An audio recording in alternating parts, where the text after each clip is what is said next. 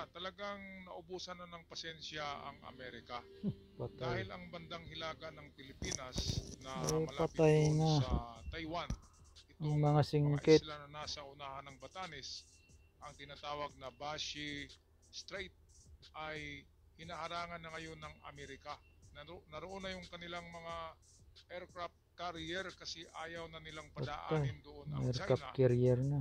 dahil nga ikukulong na daw ito sa sariling karagatan nila na tinatawag nila na the South China Sea at hindi na yan makakalabas pa papuntang Australia or papasok ng Amerika dahil naharangan na sa Taiwan Strait. Hmm. Dito sa hilagang parte ng ating bansa, Nasa North ang mga isla dyan na North tinatawag na Luzon the na. first island chain. Kaya ito ang ating balita courtesy sa atin ng ating kaibigang historiador. Breaking news, Amerika tila nasukol na. Nag-deploy ng malaking puwersa sa hilagang bahagi ng Pilipinas at plano nilang gawing brutal o kill zone ang Basic Channel para sa anumang naval asset ng China na susubukang dumaan dito. Patay. Ide-deploy ang mga advanced na anti-ship missile system, mga makabagong radar at walang tigil na joint air at sea patrol sa lugar. Ang plano, epektibong ikukulong nila ang buong Northern Fleet ng Chinese Navy sa loob ng South China Sea. Oo, kasabay nito, sumali na rin ang Japan. Nag-aalok ng Nako, kanilang lakas, patay kayo. nagbabahagi ng intelligence, high-tech na armas at mas pinatinding joint military drills.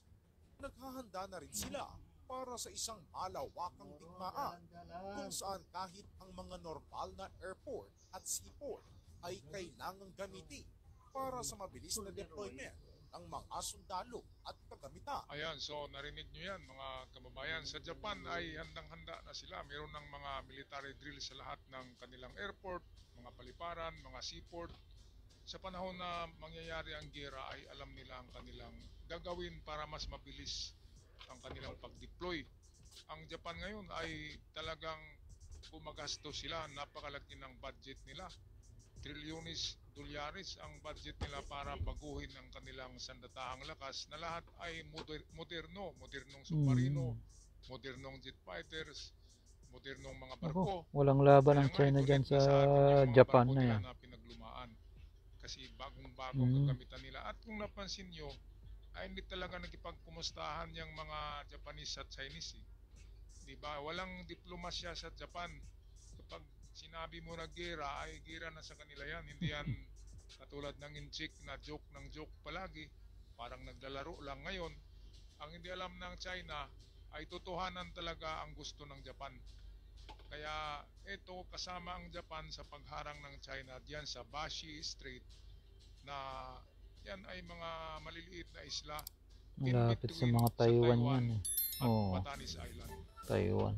Kaya yung sinabing Task Force Philippines ay kasabay din sa pag-deploy nito.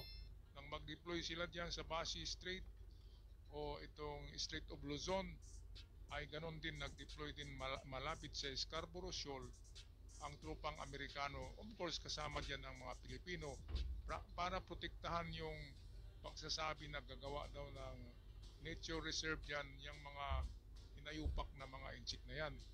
Kaya binabantayan ng Amerika na pupuno na, wala nang pasensya ang Amerika dahil nga sa pinabagsak nila yung dalawang air asset ng Nimitz carrier na strike group dyan sa Indo-Pacific. Nang magpatrolya dyan sa WPS ay bigla na lamang bumagsak ng sabay-sabay yung dalawang air asset, isang jet fighter at isang helicopter. Kaya pagkatapos nun 3 araw lang ay nag-utos na si Trump na harangin na yung mga barkong inchik dyan mismo sa bandang unahan ng Batanes malapit sa Taiwan at mag-deploy na ng tropa. So nariyan na yung Indo-Pacific carrier dyan, nakabantay na yan. At dito rin sa atin ay high alert na tayo dyan sa Baho de Masinloc. Alright, patuloy tayo dito sa balitang ito ng ating ka-vlogger, historiador. Panoorin ang buong video para makita kung gaano ito kadelikado para sa China at kung paano nito pahihinain ang kanilang puwersa at ekonomiya dahil sa pagkilos ng Japan at Amerika. Nako, Ngayon, ang gaganda ng armas ng tara, Japan. simulan na natin. Yari kayo dyan. Good news, kinumpirma mismo ng Pentagon, ang sentro ng depensa ng Amerika, ang pagbuo ng isang military task force kasama ang Pilipinas.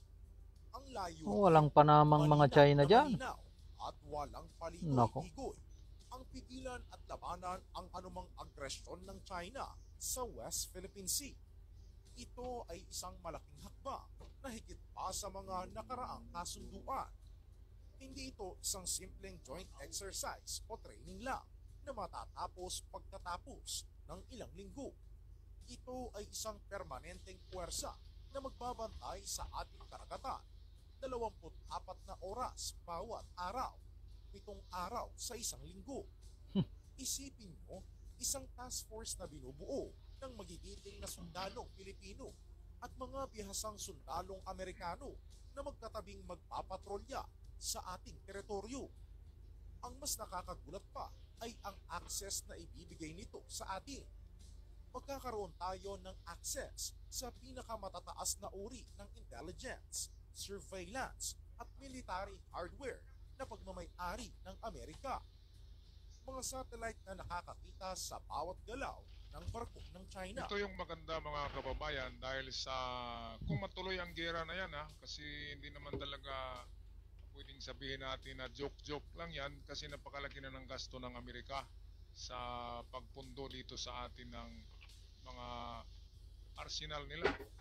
At ang maganda nito ay pabahagian pala ang Pilipinas ng mga intelligence galing ng mga satellite at sa iba pang mga modernong mga pangtiktik or pang-spy maganda yan. intelligence ng Amerika at Japan. Ko yan eh. Kaya hindi basta-basta ang Pilipinas dahil nga kasama natin ang Japan.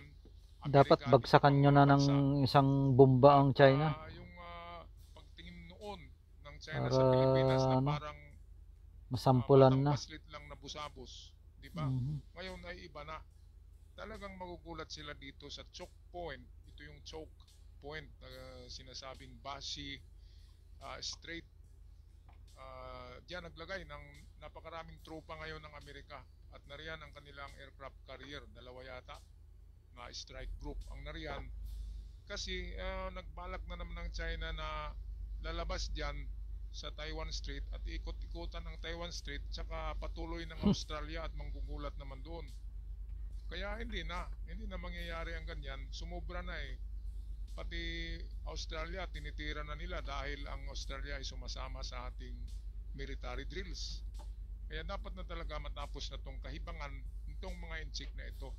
Hindi naman sila ginagambala ng Amerika. Sampulan nyo na. Ay. Talagang sila ang unang gumagawa ng hakbang na magagalit ang buong mundo sa kanila dahil napakaswapang sa teritoryo. Kahit dagat, dapat nga dyan ang mahuli ng mga inchik ay lunurin sa West Philippine Sea. Dapat talian ng pabigat yung mga paan, then ihulog doon sa West Philippine Sea. Lahat ng inchik na mahuli sa gira. Di ba mga kababayan? Para yun ang gusto nila, nasa kanila yung buong karagatan dyan eh. Kaya ipakain sa kanila, ipainom lahat ng dagat. Napakahayop ng mga inchik yan. Hindi magkagulo ang Pilipinas, ang buong mundo kung wala itong mga ito nangunguna sa kanilang ginagawa.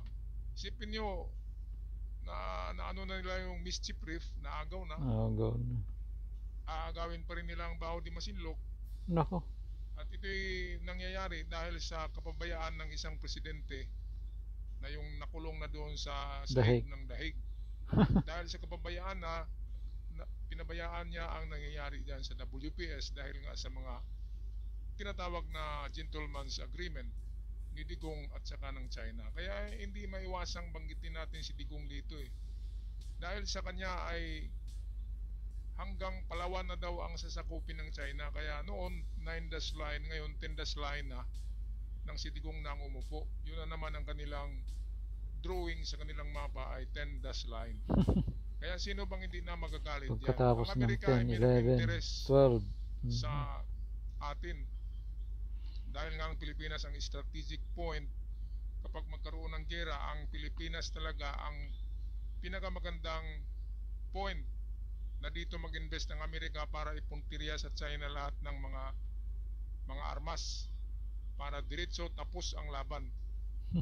Yan kasi ang interest ng Amerika, na makontrol din niya ang karagatan sa WPS sa South China Sea para malaya silang makapag-trade kung ano man, makapaglawig papuntang Indian Ocean, di ba? At ganun din ng China, malaya sila eh. Sino bang pumipigil sa China ngayon? Hindi na sila malaya ngayon dahil sa pinipigilan na sila doon sa Bashi Strait or Bashi Island na malapit sa Taiwan. Sarado na doon, hindi na pwedeng dumaan ng mga inchik doon. Kaya ito sobrang gulat ng inchik eh. Baka tumikluho dito katulad ni Maduro. Ngiyaw si Maduro noon. Ngayon anong nangyari? Humingi ng pabor kay Donald Trump. Nagmakaawa, pinagtatawanan ng mga tao si Maduro doon sa Venezuela. Okay, so patuloy tayo sa balita ng ating kaibigang historiador. Mga drone na kayang magmanman mula sa himpapawid ang hindi napapansin, at mga kagamitan na magbibigay sa ating mga sundalo ng napakalaking lamang. Pero saan nga ba ang pinakatutok ng puwersang ito? Dito nagiging mas delikado at mas kalkulado ang lahat. Ayon sa mga ulat at analysis ng mga military experts, isa sa mga pangunahing misyon ng Amerika ay ang harangin ang China sa isang napaka-kritikal at estratehikong daanan, ang Bashi Channel. Ano ba itong Bashi Channel at bakit ito napakahalaga? Bashi Channel sa China. Ay, sa Taiwan. Sa pagitan ng Batanes, Pagitan ng Batanes at Pilipinas. Para sa Chinese Navy, ito ang pinakamabilis at pinakadirektang ruta para makalabas ang kanilang mga barkong pandigma at lalo na ang kanilang mga submarino mula sa South China Sea patungo sa malawak na Pacific Ocean. Ang Pacific Ocean ang highway patungo sa mga teritoryo ng Amerika tulad ng Guam at Hawaii. Kung makokontrol ng China ang Bashi Channel, para na rin nilang nabuksan ang isang pintuan para direktang bantaan ang Amerika. At yan ang hindi papayagan ng Washington. Ayan, so nakita niyo mga kababayan, napakagaling talaga ng Amerika. Tinatagal-tagal kasi ng China. Dapat lang yan, saraduhan nyo na yan dyan. Sinong nagkontrol ng Bashi? Ng Bashi Strait, di ba? Ng karagatan ng Bashi na daanan ng submarino at barko. E di ang Amerika na, dahil sa paano-ano lang eh, nananakot lang ang China eh. Nananakot sila palagi. Ngayon, takutin nyo ang Amerika, mga inchik. Takutin nyo para kayo makatikim ng pinakamalaking bomba ng Amerika. Diba? Sinasabi nyo kayo may malaking bomba. Wala yan sa kalingkingan ng Amerika, sabi ni Donald Trump. Wala sa buong mundo na makapantay ng arsenal ng Amerika. At yan ay totoo, hindi na tinitesting ng Amerika ang kanilang mga nuclear bomb. Hindi na yan pinapasikat dahil nga tested na yan. Yang sa China, anong nangyari dyan? Kaya ang iba dyan, tubig lang ang laman eh. Sinasabutahin ng mga scientist eh. Pati nga yung kanilang COVID na in-injection sa atin, COVID vaccine, mga tubig lang eh. Napakahayop na mga inject talaga yan.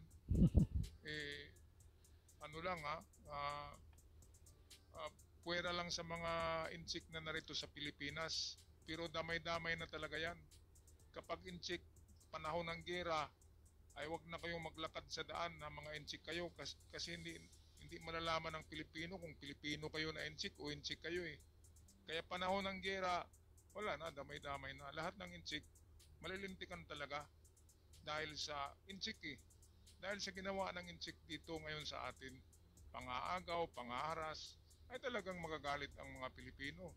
Kaya ko wala akong pakialam noon sa mga inchik-inchik na yan eh. Ngayon ay meron na akong meron ng hatred sa puso't damdamin ng mga Pilipino sa mga inchik. Maliban doon sa mabait na mga kaibigan natin. Pero in general, wala na talaga. Wala na, na yan. Labo-labo na yan. Kapag ganyan. Kapag inchik na yan.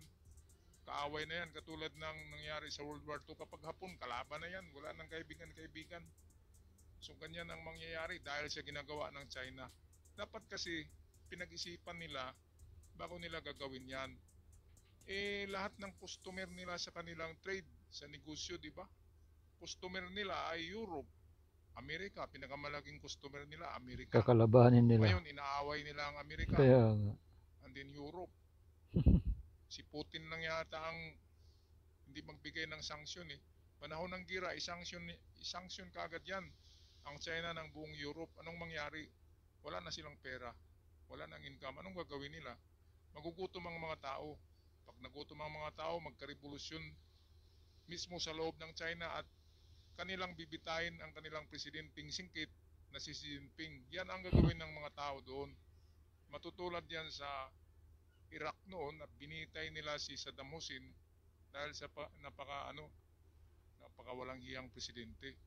So ganun din yung mangyayari diyan kay Xi Jinping na yan. Ang ending niyan, kapag natuloy ang gera at maghihirap ang China dahil sa sanctions, siguradong bibitahin niya ng sariling mga tauhan niya. Okay, patuloy tayo dito sa balita.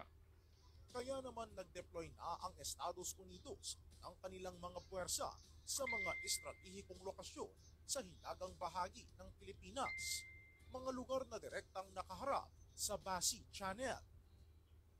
Ang plano nila ayon sa mga analyst ay brutal at simple, gawing isang kill zone o maritime checkpoint ang Basi Channel para sa anumang naval assets ng China. Ayan, so narinig nyo, kill zone, parang Hmm. magiging target Checkpoint. sila, parang magiging sitting ducks, parang mga patong target.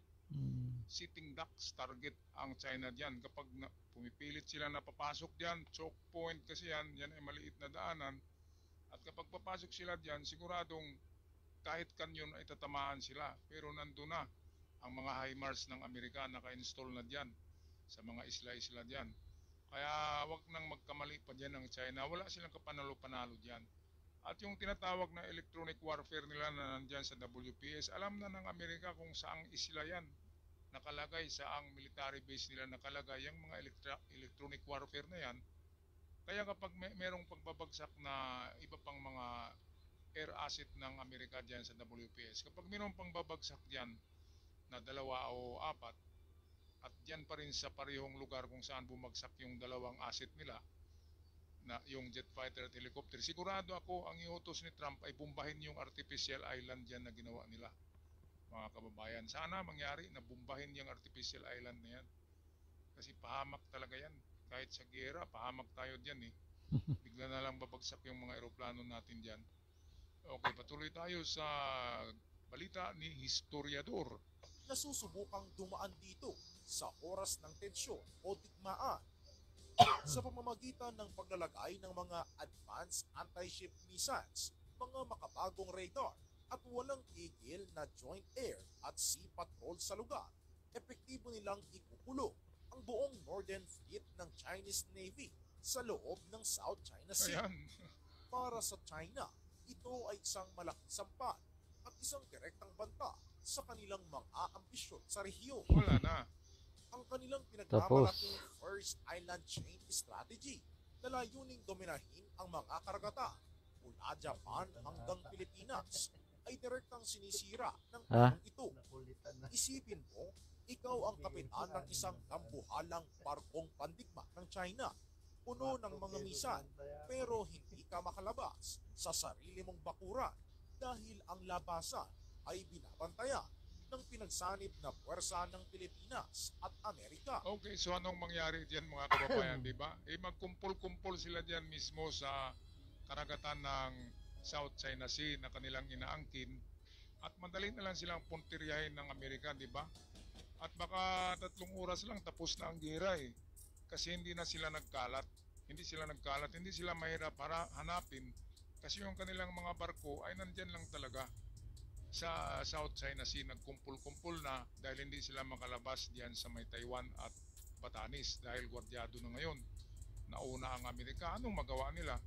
Kung sa larong chess pa yan, sabi ko pa noon, nakaposisyon na yung mga yung mga opisyal ng chess. Nakaposisyon na. Kung nakaposisyon na, wala na. Mati na, di ba? mati na, checkmate na. Ano pa bang ipaglalaban mo na checkmate ka na eh? Dahil napakagaling ng mga war strategist ng Amerika. Magaling dahil sa sila'y mga veteranong war strategist, war engineers. Lahat yan ay magagaling